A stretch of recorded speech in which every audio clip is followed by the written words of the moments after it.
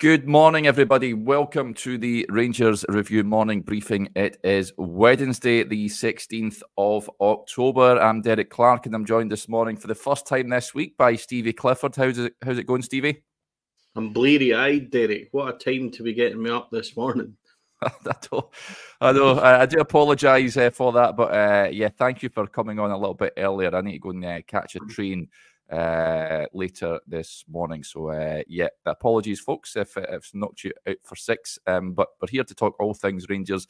So let's crack on and do just that. First of all, how are you doing, Stevie? Seen your show with Chris earlier, the year of Clement in charge of Rangers on the Extra channel. You had your piece out, of course, yesterday, his anniversary in charge. Just a summary of how you think it's going. Well, yeah. First of all, mate, I hope you're well, and I hope everybody that is watching is very well this morning as well. We're a year in. Started off like a whirlwind. Had a very good run of results, culminating in the League Cup victory.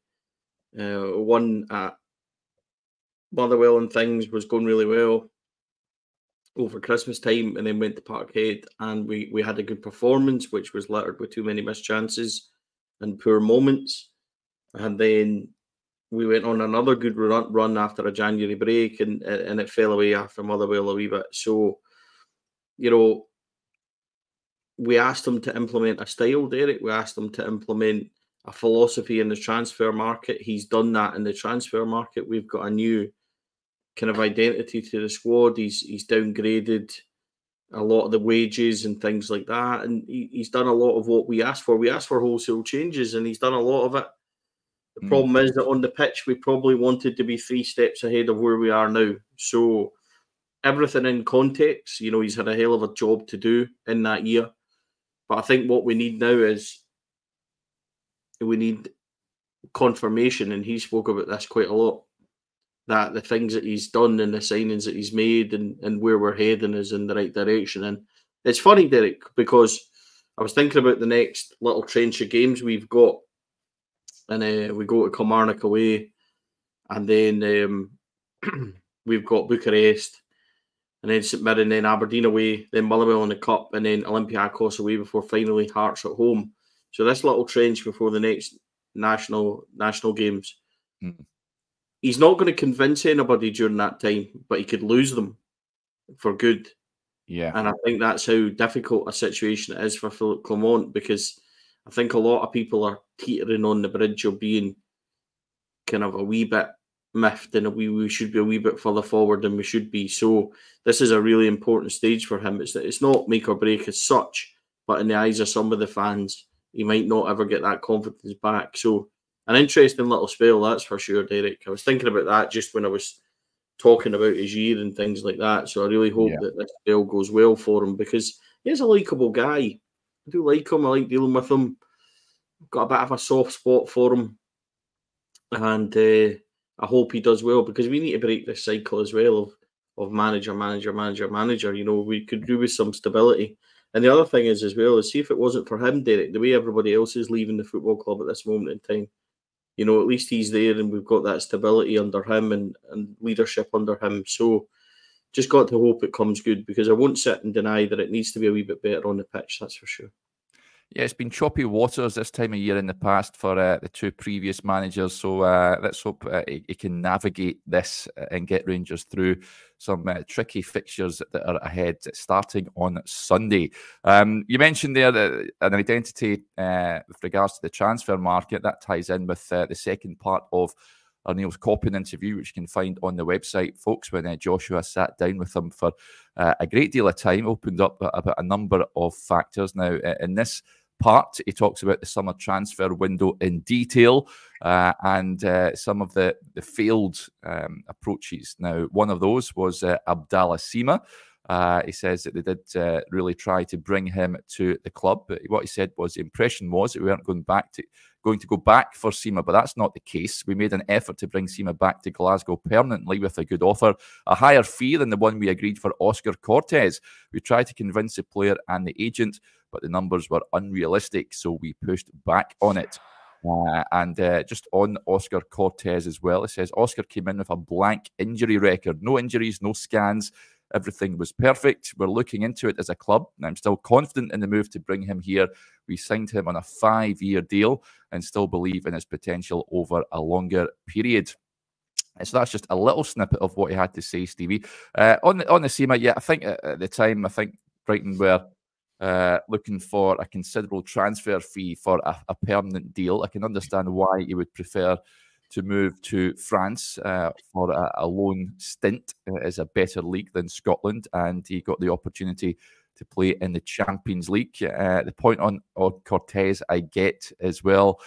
We've discussed Cortes before. It's just one of those you're just hoping and praying he's not one of those players that we've seen many times before and still have on the books that are just plagued by injury during his time at the club. Couple of things to take out of that. There was one other bit that we'll get to as well. But on Sima, we talked about this in the summer, Derek. It was never the transfer fee that was the issue. It was never Rangers' side of it doing the deal. It was the player himself. And ultimately, the player himself wanted Champions League football. That was the first thing. And then subsequently, the fee that he wanted, the wage that he wanted, etc., was just far too high for us. So I understand that. I've got no issue with that. And we're obviously dealing in a realm now where we're not forking out 40 grand a week on players that are coming from not necessarily a market we don't know too much about, but we're certainly not paying that for Abdallah Sima after 6 months of a good loan spell at Rangers. So, and I say 6 months not as a slight on him, but he was injured a wee fair bit, so he was playing round about 6 months. He's a very good player. He's proven that already in the Champions League. He's proven that for Brest already. So he's going to be a good player for them, and we wish him well. Wee bit like Tillman, I think, when they realise that Rangers isn't their limit and there's much more interest. I think that becomes relevant for them. So good on them. On the Oscar Cortes thing, I actually picked that out this morning on socials and linked the article and stuff like that on there, and I think that's a good one because couple of things. Niels Koppen kind of lays to bed any suggestion that we can't do this deal, or people were asking, can we get out of this deal? Do we have to pay the money? The deal's done. It's signed. He said himself he has signed a 5-year contract. An obligation to buy, as I pointed out last week when people were asking about this, is exactly that, an obligation to buy. It's basically just like a deferred payment. It's like when you buy a sofa and just make your first payment in a year's time. That's all we've done with Cortes. He's signed, he's here. The second thing about it being like injury free and stuff like that, Derek, Cortes has had 3 injuries. The first one he got at Rugby Park on that surface, and it was a hamstring or whatever it was. The second one he got on the first day of the season at Hearts. Did we rehab him properly in the summer? Did we get him enough games before he went into that game? That's debatable because he missed a lot of the summer. So did we bring him back too early? Debatable. The third one was a tackle in training from the manager himself. So I don't see how this is a medical department thing. I don't see how this is another opportunity to blame the board, another opportunity to blame the medical department. We're just unlucky. You know what I mean? And sometimes when a boy picks up an injury at that age, you get a series of injuries because he's never able to get properly fit. So we have to look at how we've rehabbed him a wee bit, I think, in the summer, and how much time was he properly ready for Tynecastle? Because he didn't really look it. Well, that delves into not being bad luck, then, Stevie, isn't it? That's something that the club need to look at on the medical side of things. Yeah, it's twofold a wee bit, Derek. You're right to say that. It's twofold a wee bit, but getting injuries in games and getting injuries in training is bad luck. Yeah. That's my point, I think. But you're right. I mean, just on a side note, was he really rehabbed? I think when he talks about we need to look at that as a club, have we pushed him too early slightly? I think, given what we've seen from him, I don't think he was maybe ready enough. I can't remember him playing, and somebody will remind me, I can't remember him starting in pre-season or anything. I don't remember him playing in Berlin in the 3-3 game or starting in that game. So I think possibly we need to look at that side of it. So I'm still confident that Cortes will be a good player for Rangers. When we properly seen him start to fit in that home game against Hearts, ironically the game before he got injured, and we won 5-0, he looked really decent. He had a good finish, looked like an inside forward that we could kind of rely on, somebody on the left-hand side that gave us a wee bit of hope. I thought he was decent, but obviously he's going to be out for long-term, as the manager again describes it. We don't know how long-term is. Long-term for Philippe Clement could be 4 weeks. Long-term for us, we're used to it being 6 months. So I think that's maybe a wee bit of a question for the manager on Friday, if we can ask him that, which we'll certainly look to do. But those were the interesting kind of thing. I think the big thing for me is on Cortes, he's signed a 5-year deal, so we can stop on socials asking the question, Stevie, Rangers Review, can you go and ask on Cortes? Can you go and find out if we can get out of this deal? Why should we be buying him? It's done. He's signed. We'll just need to rehab him and get him back in the team. Yeah. I really hope you're right. We do see a tune out of him. John McFadden says, good analogy with a sofa. Fantastic stuff from Stevie there. And another point that Koppen made was another...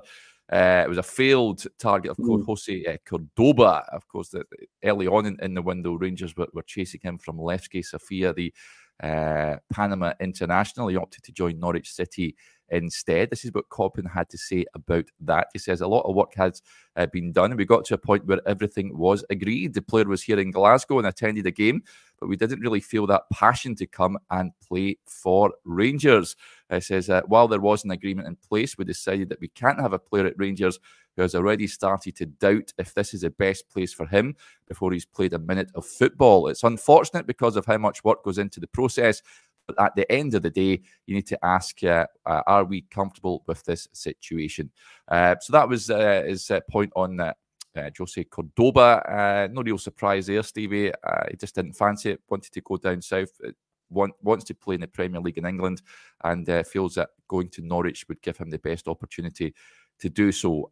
It's not the first and he won't be the last transfer target that changes his mind, despite the club that was hoping to buy him laying out the red carpet. Derek, I'm currently sitting in my loft in the deep, darkest East Renfrewshire, looking out on Sunny Bar Head, and it's absolutely miserable. The skies are grey and black. It's pouring, it's windy, it's cold. I've got no idea why nobody would want to come here when they've got other options to go somewhere else. So I get it. Look, I don't mind. I would rather we had got to that point now than committed to a signing and got a guy that was here in a huff for 6 months and then we're losing money on him, or we're having to shift him out or whatever. So sometimes that happens. I think it mentioned in the article that they got down to the final decisions with players of 62 players in the summer, which shows you the amount of work that went into it. And even Clement spoke to the majority of those 62 on what he was going to do and things like that. So we only heard about Cordoba because he was over and things like that. We didn't really even scratch the surface on other targets and things like that. And that happens in a transfer window. We were talking about it in the summer, and I remember saying to you, we'll probably link to 100 players and we'll only get, a percentage of them. And it turns out it wasn't that far wrong. So, as I said, I would rather, I don't mind. Players come, they have a look. I'm not really sold on it. I prefer to go somewhere else. Good luck. That's Still play them. So I've no issue with that. And I would rather we found it out early than we found it out at a point where the lad had come over and then, we had committed and made that mistake. So best of luck to him in the future. And I suppose we'll look at what happens with that in the future. But, he's not here. I don't really have any interest beyond that, to be honest. I don't lose sleep over it. No, there's lots of interesting takeaways from that interview, folks. I'd urge you to go and check it out. The link is in the description below this video. It's great to hear from Niels Koppen. We haven't heard from him in detail like this before, so it really is a fascinating read. Let's move on. Of course, players will be returning from their international teams. John Suter starred for Scotland last night in a goalless draw. Didn't watch the game, but Peggy says, delighted for Suter getting man of the match last night. Did someone upset Ronaldo? Yeah, I did see a clip of Ronaldo not best pleased at full time. But John Suter playing the 2 games. Stevie, good to see Steve Clarke coming to his senses and starting to play John Suter at the heart of the Scottish defence. And by all accounts, did well last night. Steve Clarke coming to his senses. Steve Clarke playing him because he's got no other option. Maybe something like that. I don't think Steve Clarke plays John Suter if he's got other options, to be quite honest with you, given Steve Clarke's decisions in the past. But didn't watch it. Didn't watch the game the other night either. So can't comment too much on it. I know what's been said about John Suter. Well, though, this season is for club and now country, Stevie. He's making that position his own, isn't he? Yeah, I think he's close to a new deal at Rangers as well, judging by what Clement said previously, that they're working hard on that deal and things like that. So hopefully that's, news that we can get, and we can get him tied up long term, because now that he's on the right side, he actually looks pretty solid. Yeah. He looks fairly comfortable. And I know he said in the past he would play anywhere and he doesn't mind, and he can play left side and things like that, which is fine. But he's clearly hitting better form, Derek, where he is. He looks like he's got a fairly solid partnership with Proper. Whether or not that's good enough at the really biggest games, whether or not they'll be exposed, we've seen a wee bit of that. So it's going to be one of those ones. But I think he's fine now. And I said in the summer, actually, I thought we were owed a wee bit more from John Suter in terms of, having taken him through injuries, having rehabbed him, having gotten him to a place where he's actually fit and he's readily available. We've done that. And I remember Ross Wilson, it was, ironically, talking about John Suter and saying that we're confident we can rehab him and get him fit and available weekly. And something that Ross Wilson said actually has come true. So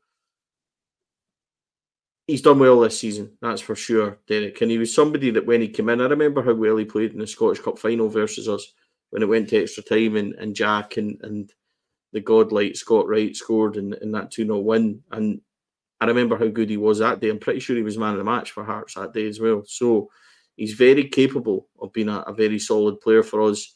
Still got a wee bit to go before I'm utterly convinced that he's the answer to the right-hand side of the defence, but he's certainly proven his case for the moment, and that wouldn't have done him any harm. A couple of good performances for Scotland. Yep, absolutely. And of course, Conor Barron was called up as well. Didn't get on last night, but they'll be coming back to feature this weekend, no doubt. Another player who impressed for his international team, Narisho Cashin-Virjo, and set up 2 assists for Holland as they beat Sweden by 3-0. The under-21s. He was quizzed on his time at Rangers afterwards. He says, I've been very well received by everyone in Scotland. I like the manager's style because he's very direct and honest with me, and I need that. Hopefully I can keep getting minutes at Rangers, and whether that will help me when I go back to Feyenoord next season, who knows? Now, Rangers do have an option to buy on Nana in the summer. I think it depends how he gets on at Ibrox, whether Rangers will look to take him on a permanent basis. But 2 decent assists the other night there, Stevie.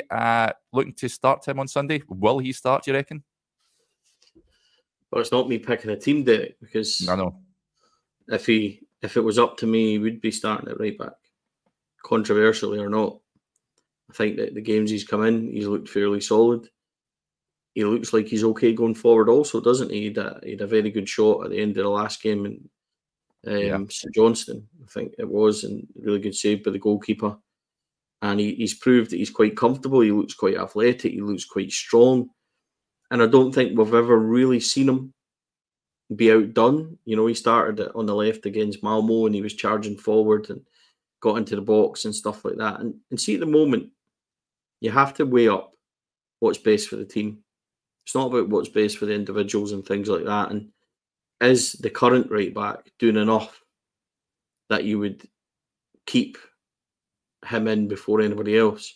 Is his stats high enough? Is he, adding enough for the team? Is he athletic enough? Is he robust enough and things like that? So once you weigh all that up, it's a straight swap between him and Casavirgil. But the case for Nana is that he's actually went ahead of Dujon Sterling and many people's reckoning at the moment has been your choice at right back. And I think that kind of speaks a wee bit of volumes about how well he's done. Sterling hasn't really hit the heights this season yet. He's been injured and been a bit lethargic in some games. He came in, I think, away to Kiev and looked pretty decent and kind of turned our fortunes a wee bit. He needs to run the games, though. Hasn't really been available, though, and hasn't really influenced the team as much. So it's interesting, though. But it would be really interesting if you could get Sterling and Casa in that team at the same time and see if we can, solidify that right-hand side a wee bit. Could you get him in? Could you get Sterling on the right-hand side of the midfield in a compact kind of wee situation? Cortes on the right. There's lots of options there, Derek, and that would be quite powerful having Sterling and Nana on your right-hand side. And I think maybe at this moment we potentially lack a wee bit about that. But would he start on Sunday for me? Yeah, he would. He would start on Sunday for me, but my feelings on James Tavernier and things are quite well known. So I think, at some point, Derek, the decision to keep playing James Tavernier will raise question marks around the manager, because I just think when it comes to it and the goals that we concede and things like that, James Tavernier will be involved in them and then questions will be asked. So I hope not, but I get the feeling that, by what I mean by that is teams target our right-hand side, don't they? Yes. So I think that's where, if James Tavernier keeps playing, the manager will have to decide and answer questions on that, because I think it will become culpable. It's not quite happened yet. It happened against Lyon. By that time, the game was done anyway. But my choice would definitely be Nana at right back at this moment in time, ahead of Sterling and ahead of Tav. Yep, I can't disagree with that. Stephen with an interesting point. He says, Derek and Stevie, how much would it cost to bring Nana to Ibrox long term? He's definitely been impressive. I'm not entirely sure how much he would cost, to be honest. I don't think Feyenoord paid that much to Groningen when he brought him to the club initially. Hasn't really had a look in there on it under Arne Slot initially.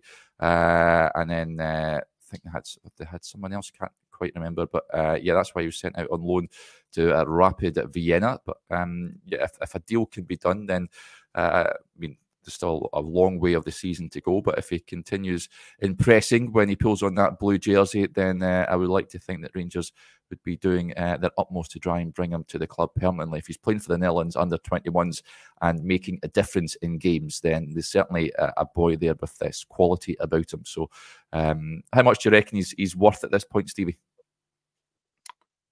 Couple of million? Well, no, I would probably say about 150,000. And Feyenoord should. Feyenoord won't want him. You know what I mean? So if they're watching, about 150 grand, that'd be fine. But I don't think that's ever been actually talked about. I don't think we've ever had an official response to how much the option to buy is. So we can speculate a wee bit. I would think that realistically, it's got to be around about £1.5–2 million. Yeah, I think I would say if you look at his value and stuff like that, then I think that's maybe where it is. So he's at a good age, Derek. He fits our profile that we're looking for. We're going to need a new right back, because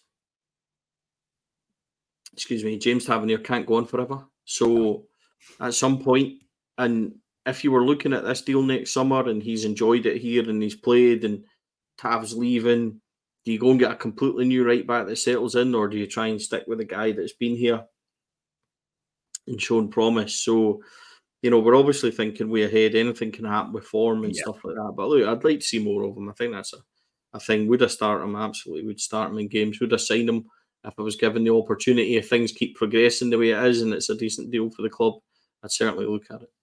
Yeah, and Stephen says, Derek, that's not even close to how you say Groningen, so I'll take your word for it, Stephen. If there's any Groningen or however you pronounce it fans tuning in, then I do apologise for butchering your name. Anyway, let's wrap up because I need to shoot off soon. But Callum with the point. With that game coming up on Sunday, Stevie says, confident lads have beaten Killie at the weekend. It's a game that sort of gives me the fear somewhat, Stevie. I hate a Sunday early kickoff, 12 p.m. kickoff. Always hate them. Do not like the pitch for obvious reasons down there. Kilmarnock haven't really started off the season well, although they had a remarkable game before they broke up for the international break when they scored 3 goals from the 86th minute onwards to defeat Dundee by 3-2. Derek McInnes' sides are always well structured, hard to beat, and they'll be well up for it on Sunday. Are you confident Rangers can go there and get a result?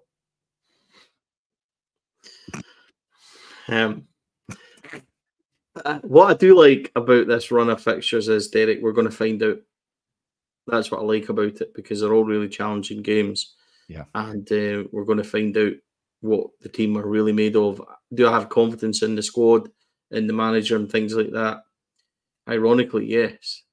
So let's see how they do. But he really needs to come through this little phase of games, starting with Killie on Sunday. Killie's one of those ones where you'll go and it's either going to be 2-1 or you'll win 3-0.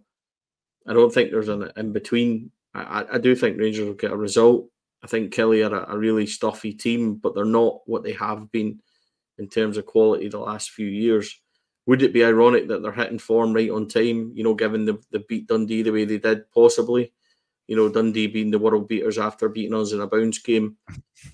Judging by what their manager said about it, you know, you would think it was a World Cup final. So, am I looking forward to it? Yeah, I want to see the reaction from the team. It was just like when we talked about Dundee United coming back to that early kick-off and going there. It was a chance, you know, to kind of respond and see. So, I'm of the same mind for Sunday. Look forward to it. Go down there, hopefully get the 3 points, get a wee bit of momentum, and then you're set up for Bucharest on the Thursday night. So, go down there, put in a good solid performance. Let's start to see a wee bit of reaction, make sure we're going the right direction, and then we'll take it from there. Yep, absolutely. Right, that'll do us there, folks. Big thanks to Stevie as ever, especially getting him up out of bed earlier than usual. So thanks for that, Stevie. And thank you to you all for tuning into the show. It's very much appreciated. If you're heading off to the London show tonight, then look forward to seeing you all there. But we'll be back tomorrow morning. I'll be on. Adam's on with us tomorrow. So we hope you can join us then. Until then, enjoy the rest of your Wednesday. Bye for now.